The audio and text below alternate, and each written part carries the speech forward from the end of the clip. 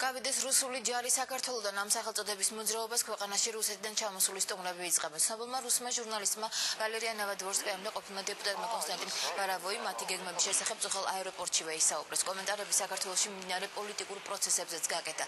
მათი თქმით, კრემლი საქართველოს წინააღმდეგ მორიგ პროვოკაციას ამზადებს და ამისთვის საყრდენი მათ ყოფილი პრემიერის სახით უკვე იპოვა. სტუმრების თბილისში ჩამოსვლის ერთ-ერთ მიზეზად პირველი კავკასკიზე მათი თანამშრომლობაც სახელდება.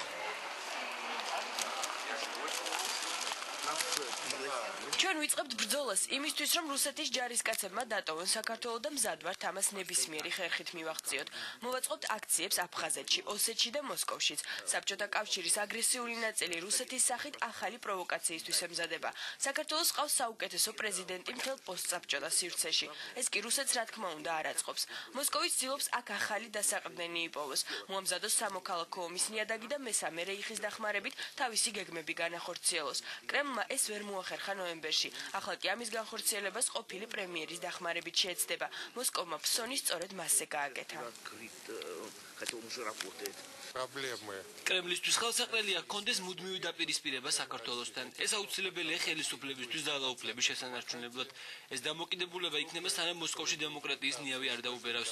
ის რომ საქართველოსთან კონფლიქტი ხელოვნურადაა შექმნილი, ამაში ეჭვი არავის ეპარება.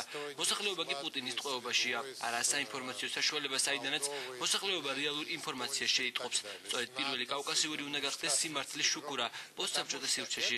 ჩვენ ამ საკითხში ჩვენს მეგობრებს ყველანაირად დავეხმარებით.